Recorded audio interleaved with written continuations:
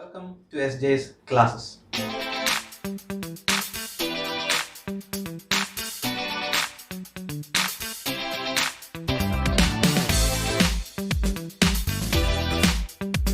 video lesson, we will be discussing Dr. Samuel Johnson's first literary critic that we have to confront as part of this module is William, first of which is known as Parthian tradition and the other as the Manipravala. A short introduction to the English novelist, journalist, essayist and critic. The two of the most popular Greek critics, Plato and Aristotle, is considered as the representative of the Greek era in famous folklore. That is a folklore mythological story that is being referred to here.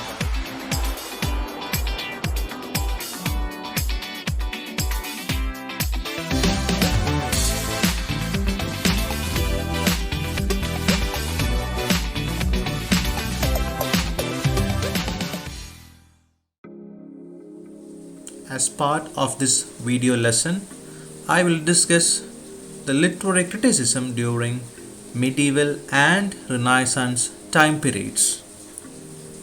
Let us first of all look at the literary criticism during the medieval ages. The term medieval comes from Latin meaning middle age. The period in between the two major events in European history vaguely goes by the name of the Middle Age or the Medieval Age. As far as England is concerned, historians restrict it to a time span of 8 centuries from the year of composition of Beowulf in 1725 AD to 1474 AD when Caxton published the first book ever printed in England. Medieval literature is a broad subject encompassing essentially all written works available in Europe and beyond during the Middle Ages. The literary criticism of the medieval period has not been an area of much research and scholarship. There may be many reasons for it. It comprises an wide and widely ranging text belonging to different disciplines. They have been written over a very long period of time, making it hard for the critics to bring it under the purview of literature. So this is the very first reason for scholars not researching much on this particular time period. Let us look at the second reason. The only available standard work is English Literary Criticism, the Medieval Phase by J.W.H. Atkins, published in 1952. Since the work treats the period along national lines, it does not take into account works and the influences outside the national frontiers. Such a study becomes partial and fragmented in its nature. So you have an available work, but it makes the study partial and fragmented because it treats the period along national lines.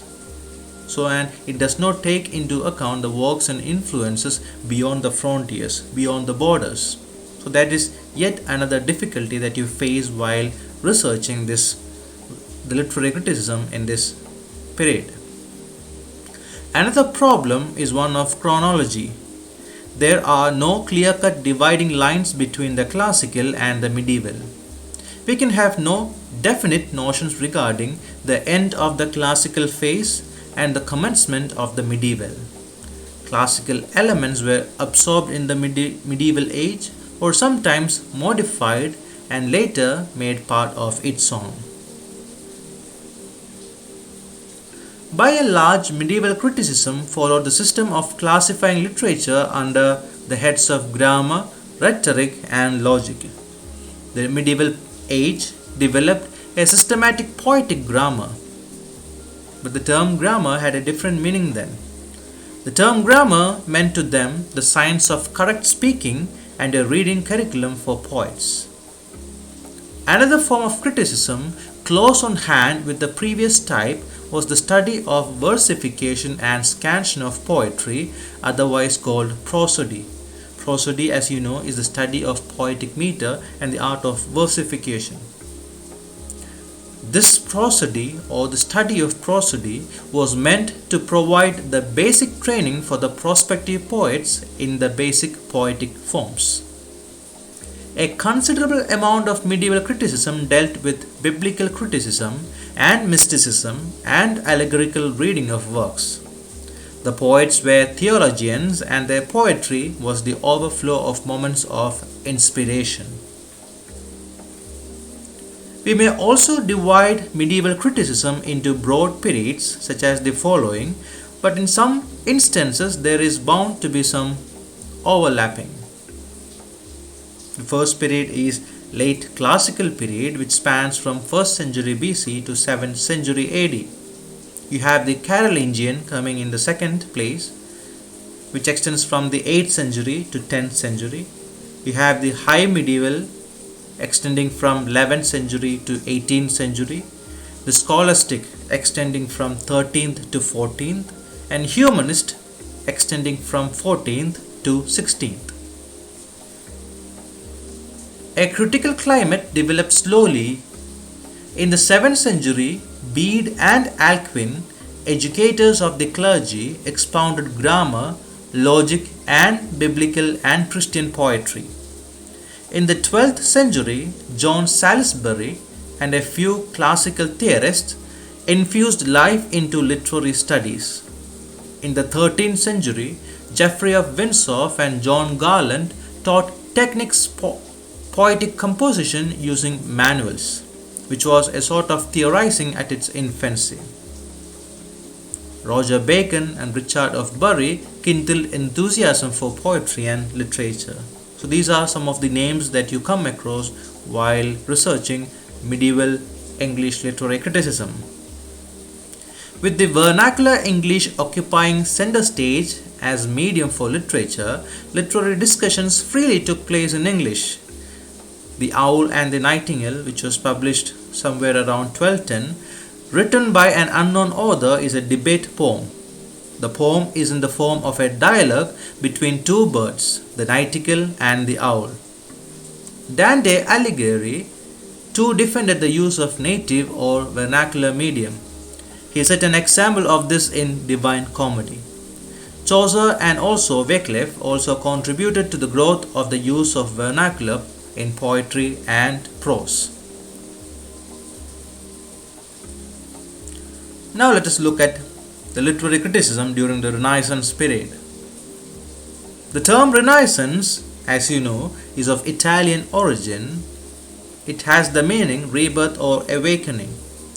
It stands for the historical rebirth of literary and cultural movements in the 14th, 15th and 16th centuries.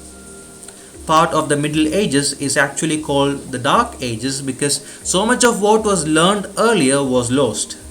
The Renaissance was a time of coming out of the dark. It was a rebirth of education, science, art, literature, music, and a better life for people in general.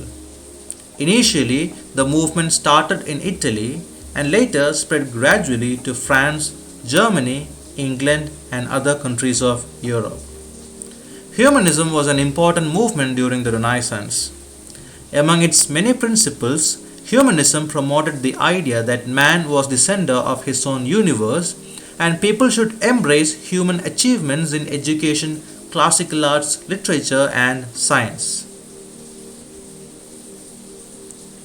There was a revival in the study of arts and literature sparked by an interest in Greek and Roman literature of the classical age. The basis for the study was the reinterpretation of the classics by Italian men of letters. The widening of the horizon of knowledge was accelerated by the discovery of what we now call the printing technology.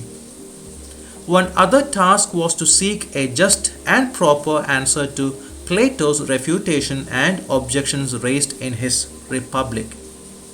Many Renaissance scholars successfully answered these charges by blaming the artist and not the art. Those who abuse art and betray the sacred office of art ought to be banished not only from Plato's but also from any and every commonwealth. Among Renaissance critics, the following stand out prominently for students of English literature: Petrarch, Scaliger, Minturno, Boccaccio, and the Italian commentators Robertello and Castelvetro. J. Spingarn was the first historian of criticism to venture boldly to trace the lines of history and introduce to the world of scholarship the whole domain of Renaissance criticism. His pioneering work was Literary Criticism in the Renaissance, published in 1899. The greatest and the most important work of this age is, of course, Sidney's Apology for Poetry. It was written in 1583 and published posthumously in 1595. It is also important to focus on the various phases through which Renaissance literary criticism progressed. There are mostly rhetorical studies of literature in the first stage of evolution. Thomas Wilson's Art of Rhetoric, published in 1553, is probably the first work of criticism in the English language. Roger Ascham's Schoolmaster, that came out in 1568, and Richard Tottle's Miscellany, that came out in 1559, are two other important works, the former a treatise and the latter an anthology of songs and sonnets. It was during this period that English poetry was Italianized to a great extent. The second phase was a period when attention was paid to the metrics and metrical patterns in poetical composition. Art of English Poesy by Richard Puttenham and Discourse of English Poetry by Mary Webb are the earliest works on classification of meter. The third stage is the stage of philosophical criticism. Among the most prominent works of apologetic criticism of this period are Sir Philip Sidney's Apology for Poetry, Thomas Campion's Art of English Poesy, and Samuel Daniel's Defense of Rhyme. The fourth stage belonged to the first half of the 17th century, and Ben Jonson, the Elizabethan dramatist, was an important figure during this period. Jonson was a classicist. If Sidney defended poetic art, Jonson taught it. The fifth stage opened up a new dimension in English literary criticism when the French came on the scene. A patriotic spirit inspired this period. Some of its characteristic features were a devotion to the national cause, commitment to classicism in a pure form, and the faith that art should imitate nature. John Dryden, the poet laureate, became the presiding genius of this period.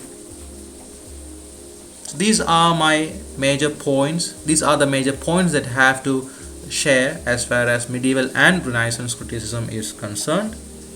If you like this video, please do subscribe to my YouTube channel. In the next video lesson, I will be summarizing English neoclassical criticism.